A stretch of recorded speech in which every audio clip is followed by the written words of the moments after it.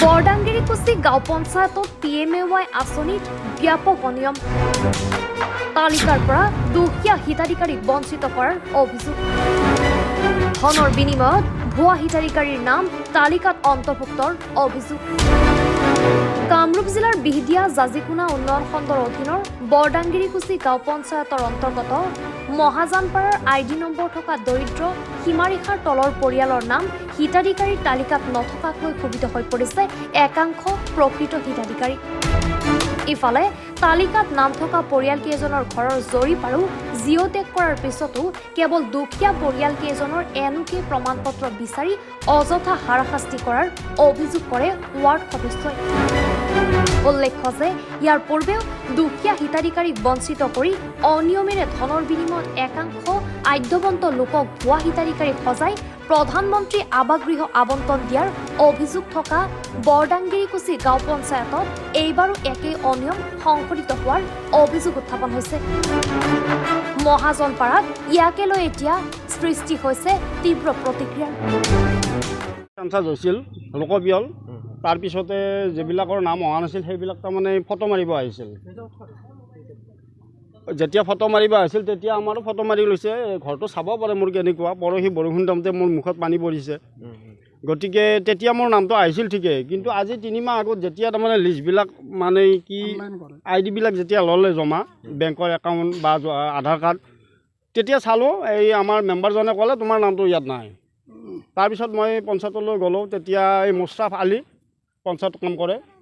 তেখেতে ক'লে মোৰ ভুলক্ৰমে তাৰমানে কাবাৰ ডিলেট মাৰি দিওঁতে আপোনালোকৰ জুৰি ৰাজবংশীটো ডিলেট হৈ গৈছে মই বোলে এইটো কেনেকুৱা ধৰণৰ কথা আপুনি ইমান ডাঙৰ এটা মানে চিটত আছে তাতে যদি এনেকুৱা ভুল কৰে তেতিয়া আমাৰ দৰে দৰিদ্ৰই কি কৰিব তাৰপিছত তেখেতে ক'লা কাগজ পত্ৰখিনি দিয়া আকৌ আনাৰ কাৰণে চেষ্টা কৰিম তাৰপিছত আমি মেম্বাৰক লৈ ব্লকলৈ গ'লোঁ ব্লকতো চালে মানে নাম্বাৰটো মাৰি চালে আমাৰ নামটো নাই আপোনাৰ নামটো মোৰ লিষ্টখন আছে মোৰ নাম উত্তম ৰাজবংশী হয় ঘৰ এইটো মোৰ চালে গম পাব টিং জোৰা দি আছে গাঁও মহাজনপাৰা হয় মোৰ বোধেদি আমাৰ যিখিনি দুখীয়া দৰিদ্ৰ পাব লগা মানুহ আছে সেইখিনি গোটাই পাক আৰু চৰকাৰে দিয়া বস্তু তাৰমানে মোৰ হিচাপত চাকৰি নকৰা গোটেইখিনি পাব লাগে কিন্তু তাৰ মাজত এটা কথা আছে এঘৰত যাতে তাৰমানে 3-4 বাৰ নাপায় ইয়াত এনেকুৱা ঘৰ আহিছে য'ত নেকি 18,000ৰ পৰা আদি কৰি 35,000 75,000 এইবিলাক ঘৰ পাইছে আকৌ তাৰমানে তেখেতসকলৰে ঘৰ পাইছে পকী ঘৰ তাৰমানে চৰকাৰী ঘৰে 3-4 বাৰ পালে এইবিলাক তেখেতসকলে কেনেকুৱা চেঞ্চাছ কৰে কোনে পাইছে তেনেকুৱা ধৰক তেনেকুৱা ঘৰৰ মই নামবিলাক এতিয়া ক'ব নোৱাৰিম আমাৰ এৰিয়াটো বহুত ডাঙৰ তাৰমানে বহুতেও পাইছে আৰু 2-3 তাৰমানে পাইছে কিন্তু নোপোৱাবিলাকে পাক চবেই তাৰমানে চৰকাৰী ধন পাক মোৰ ID নম্বৰ আছিলে মই ক'লোঁ মুস্তাফ আলীয়ে তাৰমানে ৰাতি মানে লিষ্ট বনাই থাকোঁতে মোৰ নাম্বাৰটো ডিলিট কৰি পেলাইছিলে ID নম্বৰ এতিয়াও আছে মোৰ লগত নাই আমি তাৰমানে 3 ঘৰ মানুহ আছোঁ ভাই ককাই ইয়াত এই বৰ্তমান এটাও নাপাওঁ নাই কিন্তু মাজদিয়াকতো সিদিনা আহা বুলি ক'লে যোৱাকালি মুখ্যমন্ত্ৰী মহোদয়ে কোৱা শুনিছিলোঁ যিবিলাকে তাৰমানে এইবিলাক পঞ্চায়তৰ পৰা নাপালে সেইবিলাক তেখেতে তাৰমানে দিম বুলি কৈছিলে গতিকে 1.5 লাখ টকাকৈ দিব মই তেখেতক এইটোৱে আহ্বান জনাম যিবিলাকে এতিয়া নাপালে সেইবিলাকক যাতে তেখেতে মানে পানীখিনি নপৰাকৈ থাকিব পৰাকৈ ব্যৱস্থা এটা কৰি দিয়ে আৰু তেতিয়া আমি খুবেই ধন্য হ'ম আৰু আমি যেতিয়া 2018 চনত জিঅ'টেক চলিছিল ঘৰৰ প্ৰধানমন্ত্ৰী ঘৰৰ জিঅ'টেক চলিছিল তেতিয়া গাঁৱত পঞ্চায়তৰ কৰ্মচাৰী GPC আহোঁতে আমি লগত ঘূৰি দিছিলোঁ বহুত দুখীয়া দৰিদ্ৰ মানুহৰ ঘৰৰ জিঅ'টেক কৰাই দিছিলোঁ কৰাই দি আমি আশা কৰিছিলোঁ যে গাঁওখনৰ দৰিদ্ৰ মানুহখিনিয়ে ঘৰ পাব আৰু দৰিদ্ৰতামুক্ত হ'ব আৰু মই ৱাৰ্ড মেম্বাৰ ময়ো এজন দৰিদ্ৰ লোক মোৰো এটা ঘৰৰ কাৰণে ID বনাবৰ কাৰণে ময়ো জিঅ'টেক কৰাইছিলোঁ তাৰপিছত কি হ'ল যেতিয়া আমি লিষ্টবোৰৰ কাৰণে ৰখি থাকোঁ আমাৰ মহাজনপাৰাৰ কি হয় মহাজনপাৰাৰ দৰিদ্ৰ সীমাৰেখাৰ তলৰ মানুহবোৰৰ ঘৰৰ লিষ্টত নামবোৰ নাহে কিন্তু বেলেগ ঠাইৰ বেলেগ ৱাৰ্ডৰ লোকসকলৰ বেছি সংখ্যক মানুহৰ ঘৰ আহে কিন্তু মহাজনপাৰাৰ 2টা আহে এটা আহে এনেকুৱাকৈ আহে তেতিয়া আমি তথাপিও আমি ধৈৰ্যৰে ৰখি আছিলোঁ এইবাৰ ভাবিছিলোঁ 230টা ঘৰ আহিব বুলি শুনোতে যেতিয়া পঞ্চায়তৰ টাৰ্গেট 233টা ঘৰৰ আহা বুলি কৈছে ছেক্ৰেটাৰীয়ে কৈছিল তেতিয়া আমি ভাবিছিলোঁ যে 230টা ঘৰত আমাৰ বহুতখিনি দৰিদ্ৰ সীমাৰেখাৰ তলৰ লোক পৰিব কিন্তু দেখা গ'ল আমাৰ গাঁৱত মাত্ৰ 15জন হিতাধিকাৰী পৰিছে কালি মই ৱাৰ্ড সদস্য মোক ফোন কৰি জনালে GPC জনে যে গাঁৱত ঘূৰি দিম, আপুনি আমাৰ লগত ঘূৰি দিব লাগিব, ঘৰখিনি ছাৰ্ভে কৰি দিম, লিষ্ট এখন আহিছে, ঘৰ পোৱাৰ চেংচন হ'ব আৰু এসপ্তাহৰ ভিতৰতে পইচা সোমাব, সেনেকৈ ক'লে। মই তেওঁলোকৰ লগত ঘৰ ছাৰ্ভে কৰিবলৈ যাই দেখা পালোঁ তাতে তাৰমানে দৰিদ্ৰ সীমাৰেখাৰ তলৰ ঘৰ লোক আছে কেইজনমান, কিন্তু কেইজনমানৰ অলপ সন্দেহজনক ঘৰ আহিছে। সন্দেহজনক ঘৰবোৰ দেখা পাই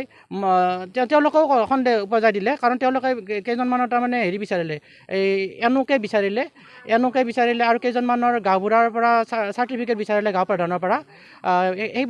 এইবোৰ বিচাৰিলে। মই দেখিলোঁ যে দৰিদ্ৰ মানুহখিনি দেখোন আমি ছাৰ্ভে কৰি দিছোঁৱেই, জিউটেক কৰাই দিছোঁৱেই, ঘৰ দেখোন পাব লগা, কিন্তু কি আৰু এনোকে লাগে, কিন্তু তেখেতসকলে এনোকে বিচাৰিলে। আৰু যিকেইটা অলপমান পকী ঘৰ থকা বাউণ্ডেৰী তাৰমানে বেৰি থৈছে পকী ঘৰেৰে, তেওঁলোকৰ ঘৰ আহিছে, সেই তেওঁলোকক কিন্তু একো এনোকে বা সেনেকুৱা গাঁও প্ৰধানৰ চাৰ্টিফিকেট বিচাৰি একো দিগদাৰ কৰা নাই। তেওঁলোকৰ কিন্তু কাগজখিনি ধুনীয়াকৈ লৈছে, লৈ পেলাই আনকি হেৰি কৰিছে। আৰু বাকী যিসকল দৰিদ্ৰ সীমাৰ তলৰ সেইসকলৰ কাগজ পত্ৰখিনি মোক ল'ব দিছে, ৱাৰ্ড সদস্য হিচাপে মোক ল'ব দিছে, কিন্তু যিখিনি ধনী মানুহ তেওঁলোকৰ কাগজ পত্ৰখিনি কিন্তু মোক ল'ব দিয়া নাই। তেওঁলোকৰ কাগজ পত্ৰ GPCৰ ওপৰত কিয় সন্দেহ আছে নেকি? মোৰ সন্দেহ হৈছে GPC জনৰ ওপৰত, মোৰ সন্দেহ হ'ল কিবা ধনৰ লেনদেন হৈছে নেকি। ধনী মানুহখিনিক যে এনোকে নিবিচাৰিলে, গাঁও প্ৰধানৰ চাৰ্টিফিকেট নিবিচাৰিলে, দৰিদ্ৰ সীমাৰেখাখিনিৰ এনোকে বিচাৰিলে, যি এনোকে কাৰণে চাৰ্কল অফিচত যাওঁতে এসপ্তাহ লাগি যাব, আৰু এসপ্তাহত তেওঁলোকে যোগাৰ কৰিব নোৱাৰিলে ঘৰটো কাটা যাব পাৰে। কিমান ঘৰ নাপাবলগীয়া মানুহ ঘৰ পাইছে? মই নাপাবলগীয়া মানুহ গাঁওখনত 5 ঘৰমান থকা যেন পাইছোঁ। আপোনালোকে ছাৰ্ভে কৰি দিলে ভাল হয়। মই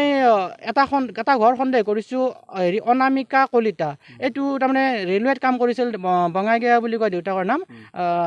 ঘৰটো তাৰমানে পকী ঘৰ, তেওঁলোকৰ ঘৰটো আছে। যিটো বিকলাংগ ছোৱালীৰ কাৰণে ঘৰ পাইছে, বিকলাংগ ছোৱালীজনীয়ে আৰু সেনেকুৱা ঘৰ এই দীপালী ৰাজবংশী, বাণেশ্বৰ ৰাজবংশী, তেওঁলোক এটা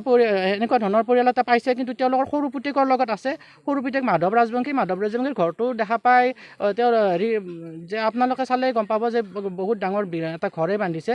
যদি তাৰমানে পৰিয়ালটো লগ হৈ আছে, যদি বাপেক মাকক পকী ঘৰ আছে, মই এটা কথা কওঁ, যদি তাৰমানে বাপেক মাকক যদি পুহি আছে পুতেকে, পকী ঘৰটোতো বাস কৰি আছেই, গতিকে আৰু ছেপাৰেটকৈ সেইটো ঘৰ দিব নালাগে। ঘৰটো মহাজনপাৰাৰ, যিহেতু মহাজনপাৰাৰ মানুহৰ ঘৰটো কাটিব, তেখেতসকলে কৈও গ'ল, পঞ্চায়তৰ কৰ্মচাৰী GPC সকলে কৈ গ'ল যে ঘৰবিলাক কাটিব, কেইটামান পকী ঘৰ থকা ঘৰ কাটিব। মই তেতিয়া হেৰি কৰিলোঁ যে ঘৰকেইটা যদি কাটে তেনেহ'লে মহাজনপাৰাৰ মানুহে আকৌ পাক, সেই ঘৰকেইটাৰ ঠাইত আকৌ মহাজনপাৰাৰ আইডি থকা মানুহে ঘৰকেইটা পাক, দৰিদ্ৰ সীমাৰেখাৰ তলৰ।